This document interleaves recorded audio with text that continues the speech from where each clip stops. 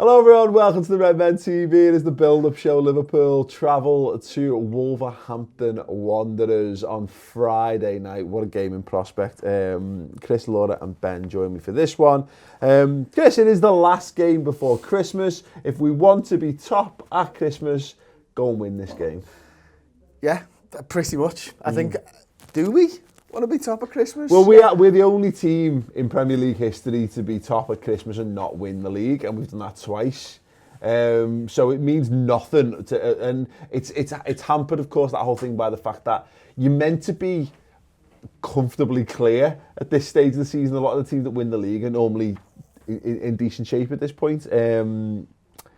It's going to be tight regardless. But yeah, I mean, ultimately, if we want to win the league, you just got to win as many games of football as you possibly can, Chris. This is why people come here, come in for this level dynamite analysis. In-depth analysis here. Look, this is it. We've come through a really, really tough set of fixtures. This is another really tough game, to be fair. Yeah, this is one of those games where there's a fear of the unknown with Wolves for me still. I mean, I've seen them play well this season. I've seen them get results against some big sides, and I've seen them play very well, but I haven't seen Liverpool play them, so I don't know how we're going to face off against this Wolves side. So they scare me more than most of the sides in the league because of that, because, you know, you can look at players and go, oh, I know how good he is, and I know how good he is. I've seen them come to Anfield a few times, and he's been dangerous and all that. Whereas you still look at Wolves and go, oh, what type of side are they? Are they going to be as good as they've been so far this season? Are we too good for them? There's still all those question marks there. Now, I think Liverpool are better than them. I think I know Liverpool are better than them. I think, you know, the huge gap in the league would suggest that. But in a one-off game of football against the side that Klopp's not come up against, you still have that fear, don't you? Yeah, absolutely. And as mentioned there, Laura, they've surprised a few this season in decent form. They've won the last three. They've taken points off Everton, City, United, Arsenal, and beaten Chelsea along the way this season. Yeah, they're on a bit of a good run, aren't they? But I don't fear them. I don't fear them for Friday. I don't. I think Liverpool are on a better run. And I think yeah, good point. We're the informed side in Europe, apparently. Yeah, I just think that Liverpool will just be going into this now thinking, you know, it's coming up to Christmas, let's just get the job done now and, you know, go away and have Christmas. So I think we'll be all right. Yeah, it's all these things, Ben. I think there's a notion. If I'd not looked at the league table, I'm aware that Wolves are having a decent run, but 7th in the league. They fully deserve to be where they are. They're in that little clutch of teams that are not going to crack the top 4 this season, but could well, you know, with the right win behind them, could well break into Europe for next season. They've invested heavily. They've got some fantastic footballers in there as well. Their fans are on a real crest of a wave. I would much rather have this game at Anfield is kind of what I'm driving at. Having to go away there, we've not been in a little while with all of those things around it. With it being Christmas, it being a Friday night game, they're going to be bang up for this one. Yeah, I mean, we play these guys at home on the last day of the season, so I think I'd rather be playing at home at Anfield potentially on the last day of the season. True enough. I'm looking at it with that mindset. Yeah, look, they've been great. A lot of people, I think this was a prediction of some people, you know, the amount that they invested in. They kind of, I don't know if they ran away with the Championship last season, but they won it quite comfortably. They were always going to come up, and I think that some of the players, they've got some real Portuguese international players in the squad who were playing in the Championship last season. They've always been a Premier League standard team, so they've come up, and this isn't a surprise. Many people have been a bit inconsistent. It's great to see Conor Cody at the back leading and being captain, and you know he's really grown as a player. I'm sure the winning the Championship and now getting Premier League experience as well is really helping him. But one of the key things about this game for me is that this is where City have dropped points. Yeah. And if you're going to win the league, obviously when you're matching our form up against where City are dropping points, so we dropped points at Arsenal where they won. Yeah. So if we win here, that's kind of 2 points. That 2 points made back up, and that for me is why it's such a key game. You're right. We've had a lot of those over the years, Chris, where we've dropped points to teams, and in isolation, we're really disappointed with them in the context of the season. Like Watford last season, a good example of this. We dropped points first game of the season to them. They actually took points off a number of top six rivals. I think Ben's point is excellent. There is that we should be looking to better Man City's results in these kind of games, and as you say, and in fact, all our rivals, Chelsea lost to them.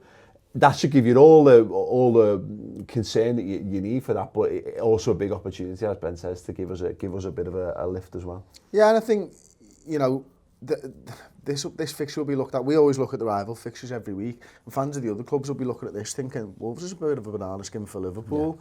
Yeah. And there's no better way than to kill someone's hope by just brushing a banana skin aside. How many times it happened to us over the year? We think, oh, they can get a result, and then City walk them. Yeah. And you think, oh, fuck, misplaced hope there, wasn't it? You know what I mean? And that can suck the life out of you as an opposition fan. If you're a Manchester City fan, you see Liverpool go on the Friday and maybe push Wolves to one side, and you think, they're just not dropping points, these pricks. Like. Well, that's the thing. We will be, if we that's what the real impetus for us is. And again, keep coming down to this. I want us to put on these big, heavy performances where we win by loads of goals, blah, blah, blah, blah, blah.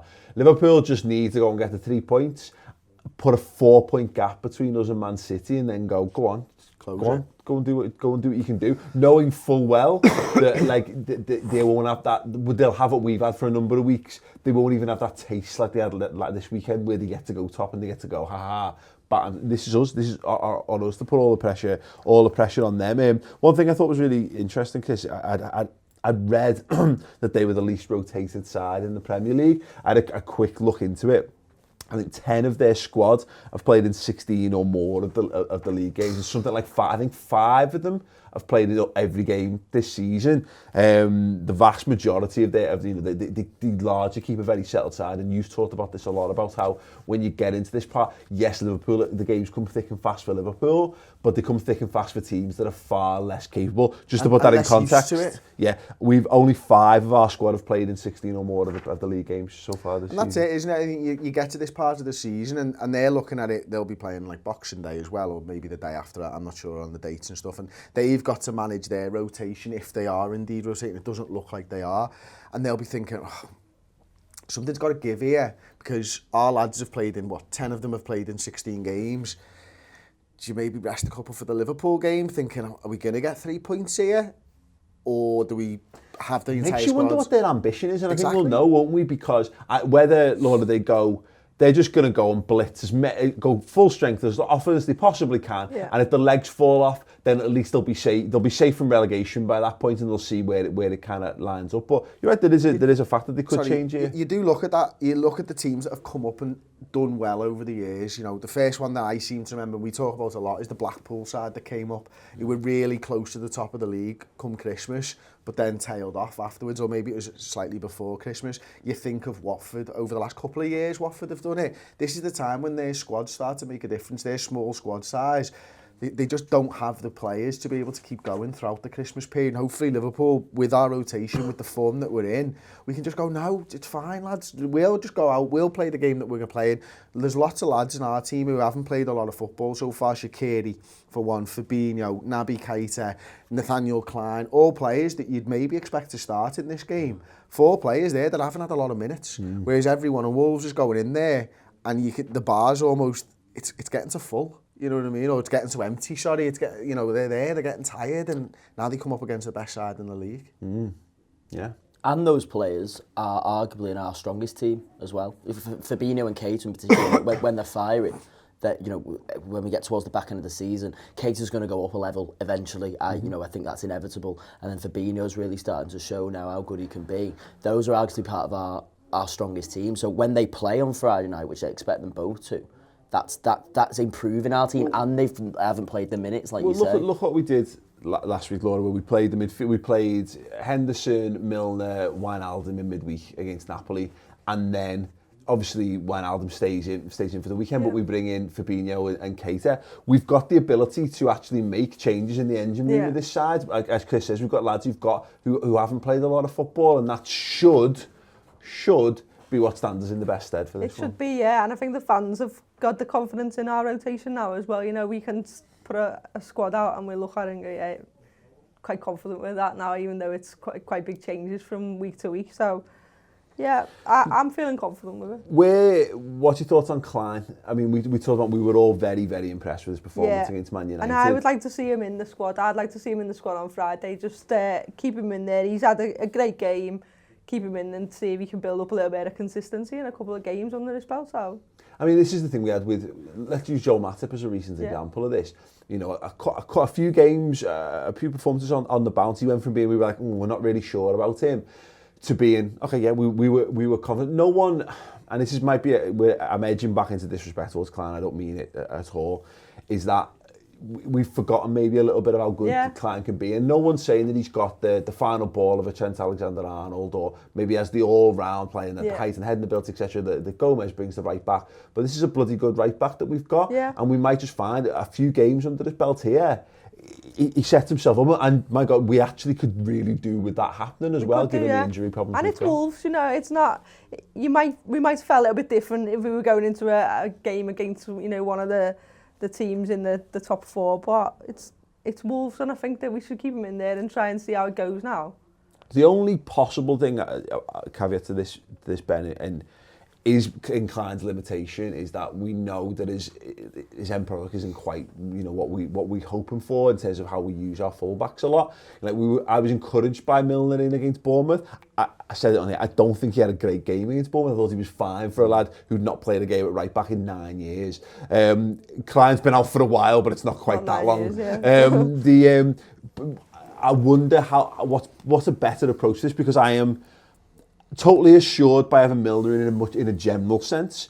I am totally assured by having Klein in so much as I don't feel like they'll cause him problems, because nothing else, he's got the pace to go up against pretty much everyone as well.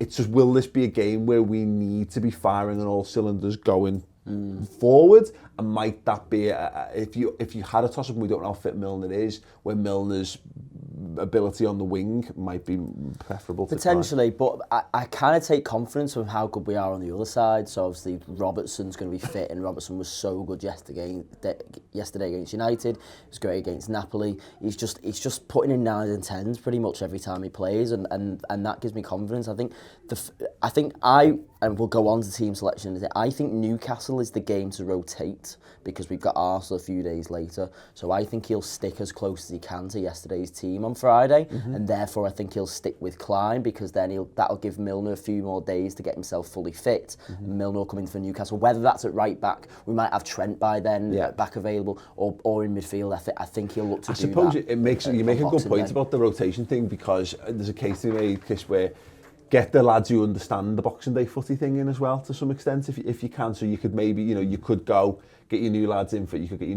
this one. Have they ever really had to experience playing a game of footy on a Boxing Day? No. Is the obvious answer to that.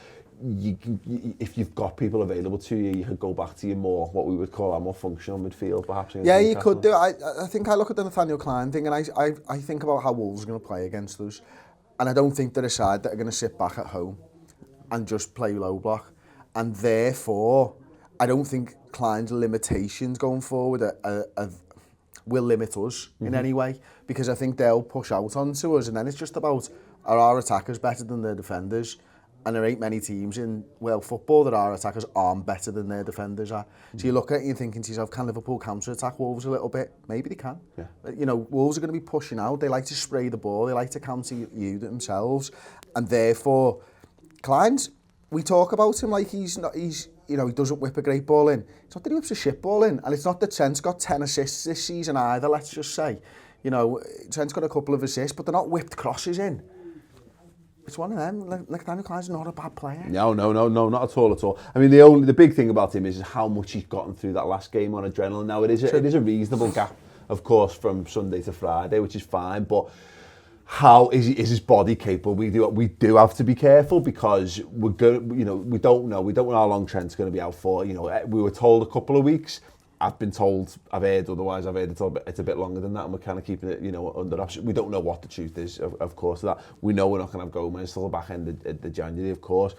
You're then looking at Camacho as an option. It could still be an option today, one none of us has considered. Still could be Fabinho as well. Yeah. You throw Henderson and Wijnaldum in the centre of the park, or Henderson and Keita, you know what I mean? Yeah. But this is the thing with the Klein situation. We've gotten loads better at managing players and managing their health, and there's no need. I think Klein should be made up with his performance against Man United, and I think Klopp will be encouraged. We should all be happy that we've got a player of his calibre as our third choice right back. My God, If he's not right for this one, we're going to need him in the next month, I think. So, you know, you don't want to do anything that jeopardises that, because I don't think Klopp would ever choose to put Fabinho right back, given the work he's doing to get him into midfield. It means we're in the midst of an absolute crisis if we're having to put him at right back, which again, a Brazilian international right back is not too bad again, but you know, we do need to be careful with this one. Right, we're going to do preferred 11s in a moment. Before I do, we've got a little advert for you. We've mentioned it a couple of times, but it's the last shout for this. We've got the Redmen TV Christmas hamper competition running right now. It is last chance saloon to get involved with this. Here is what is in the package. It's that time of year again for all our wonderful subscribers on the redmentv.com. It is the Christmas hamper competition, chock full of Redmen TV Christmas sweatshirts, scarves, a Pro Evolution soccer game, a Kevin Keegan book, signed print, and a whole hell of a lot more. All you've got to do to be in with a chance of winning that is sign up to the redmentv.com. It's available to new and existing subscribers alike, and in addition to that, of course, you get amazing content the whole year through.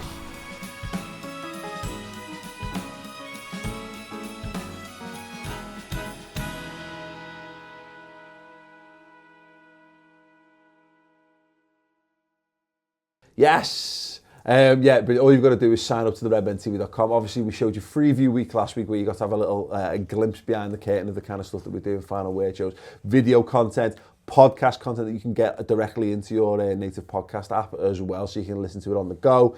Phenomenal stuff. Like, I do have to say it, but also I don't have to be so vociferous in it. If I thought it was crap, I'd just be like, yeah, and it's a thing that we do. It's a brilliant thing that we do. So much stuff, so much value, and again, so much coverage from you know, the likes of us, and just fans, you know, putting a lot of time and effort and you know, a surprising amount of production quality at times as well. So yeah, do go check that out. And as I say, every one of our subscribers is automatically entered into that competition. So if you're on the fence and you think, oh, I need just one more thing that tips me over, yeah, if you sign up now, you can enter into that competition and win that fantastic hamper. Right, preferred 11 time. Ben, I'll start with you. Pardon me. You've got, as mentioned, you've kept Klein in there, Fabinho, Gini midfield, and you've gone back to 4-2-3-1, Bobby in the 10. Yeah, I think it worked. I think he's doing that against the smaller teams that you know in the league, in air quotes, because I don't want that to come back and bite me. Yes. But you know, I think Shaqiri. How can you not start Shaqiri after Sunday? You know what I mean? You've got to. He's just doing everything he can off the bench, and I think you could tell he did. I don't know whether you guys want to saw. He did an interview with Jamie Carragher after the game on Sky, and you know, he was asked about it. He was going, you know, the manager picks all that. Your stock answer, but you can kind of tell he's desperate to get on the pitch more. Yeah. And I think after Sunday and what he did for us, I think you've got to work him in there somewhere. Yeah, absolutely. Laura, you've basically gone with. We had some deliberation over this. I can see the point with Shaqiri, I really can. But yeah, I just... Fuck him. Yeah, no.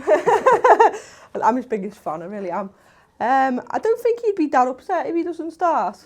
I think it's worth considering, as we've mentioned. I think this and Newcastle come as a pair. Yeah. And I think if you're not starting this game, you're defo starting the Newcastle game. And obviously we've got a tight turnaround and all this stuff, so we might have time to discuss this stuff prior to Newcastle. But you know, Oxlade-Chamberlain played a massive role in that game. We need Rafa's frustrated us a lot. We might need Shaqiri more for that game than maybe we need him for this game. I think, like, as a whole, we need him. It's just, you know, it's a nice little headache to have, really. Do we put him in? Do we not put him in? Or, you know, and I just think...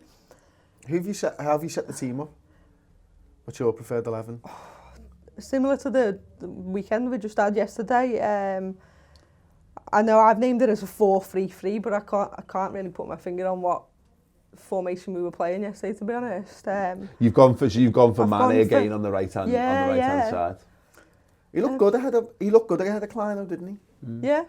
I liked him popping up there. I mean, he gets a goal for a start. I'm not sure how much of that was down to United. He had so much space midfield, and Lindelof was being dragged all over. I'm not quite sure.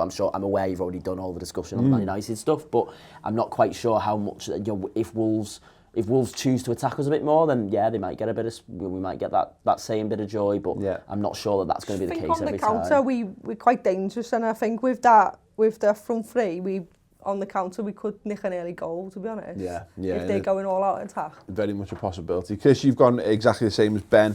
Yeah, I'm all about getting Shaqiri in the side. I mean, the more Shaqiri, the happier I am as a man now.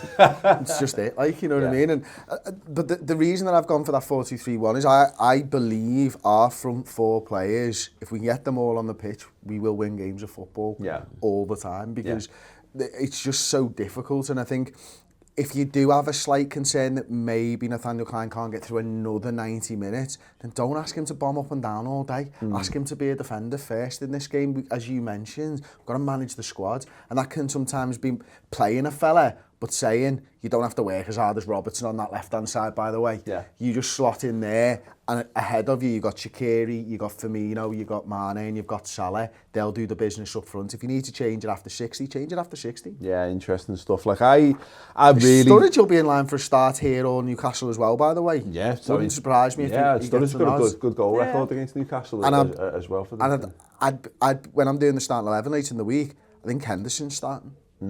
For me, I very nearly put Jordan Henderson into this, but I figure that Newcastle game means so much to him. Yeah. I think he'll play that game definitely, and then I'm working it backwards from there. And that's been a lot of my thing. So I've gone 4-2-2-2, Gini and Fabinho as the midfield anchor two. I went Shaqiri and Mane in front, and Bobby and Salah.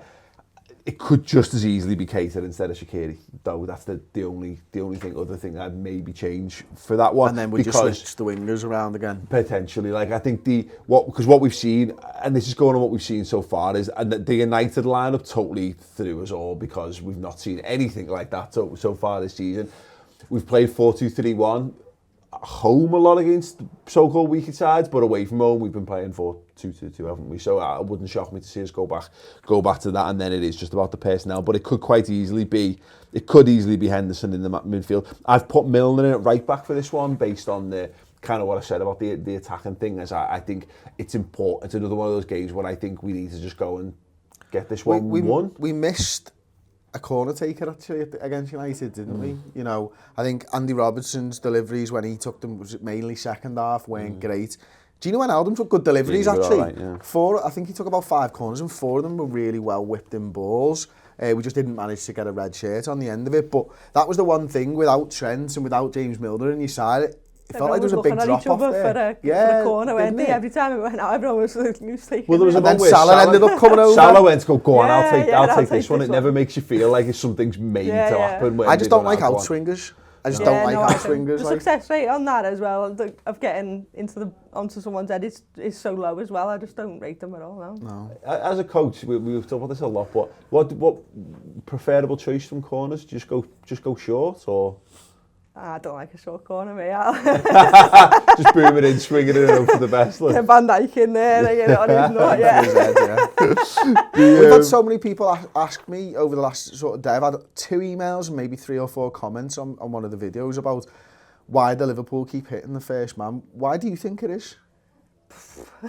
Is it just that we're trying to get the ball in at like a lowish trajectory? That it's so risky almost that you're going to hit that first man more than you're not? It's one of those questions that baffles me. I'm like, I don't know. I mean, because every team does it. It's not just Liverpool. Yeah. By all accounts, that's it, though, isn't it? That's exactly it. There's no point. You can't float them in because defenders will eat that alive all day. Particularly the Man United stuff. You know, there was that point second half, particularly when Fellaini and Matic, Van Dijk and Lovren were covered with guys who were either the same size or bigger than them. And so you just look all you're open for, and you did a bit of this on the corners last season, I think.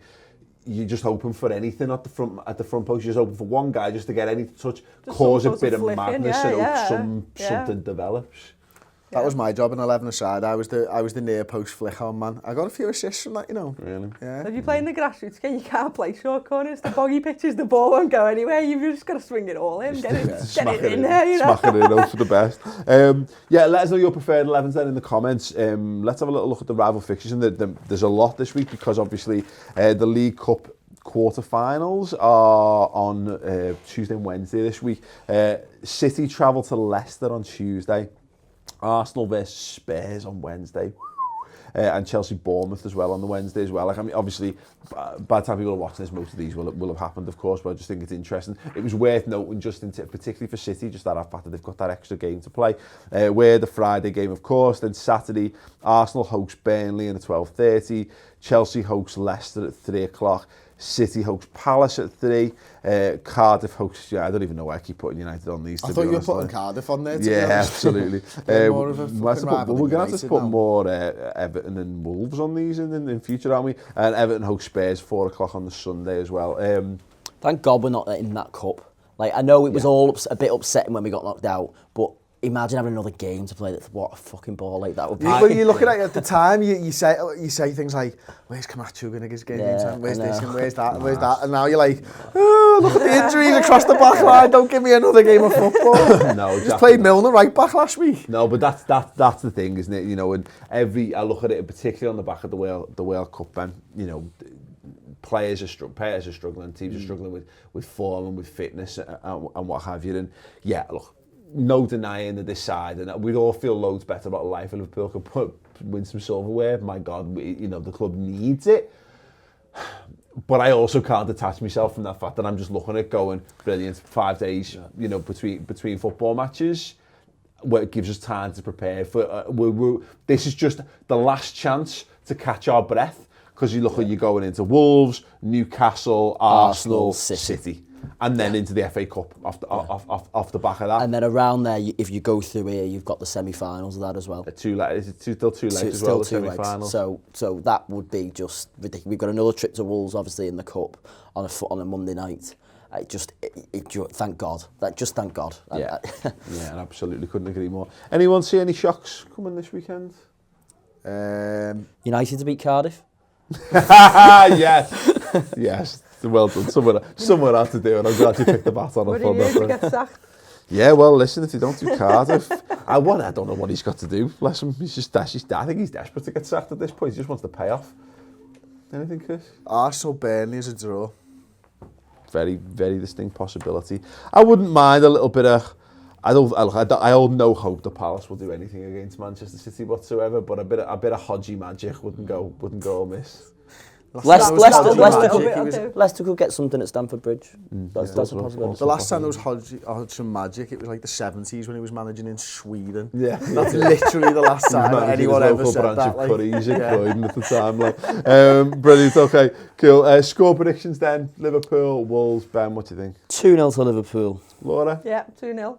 4-0 Liverpool. And I've been going quite conservative this season so far. But I reckon we closed the goal difference gap as well. Oh, okay. I'll take 3-0 to Liverpool. I've got this, I think it's going to be hard. I think it's going to be a lot harder work. I think it's going to be another tough one. But yeah. Clean sheet though. We're all going with a clean sheet. Yeah. I think we're ready for a clean sheet on Friday. So. Yeah, I'll have another clean sheet. Let's get back into Alisson will definitely be looking to keep a clean sheet on Friday. Yeah, definitely. I'll be bang up for that. Okay, let us know your preferred 11s and your score predictions in the comments section. Ruben Neves to hit a paramedic on the sidelines as well. Why not? Why not, indeed. But yeah, I love Conor Cody. Great to see a former Liverpool player doing well for himself. But not this Friday, Connor. Not at all. You will not be welcomed back into the city. Yes, brilliant. Yes, don't forget, if you want more amazing content in and around every single Liverpool game, get over to redmentv.com and sign up. Give it as a Christmas gift. Why not? We'll see you there, if not before. Yes, we'll be here at post-match, hopefully with first place at Christmas sewn up.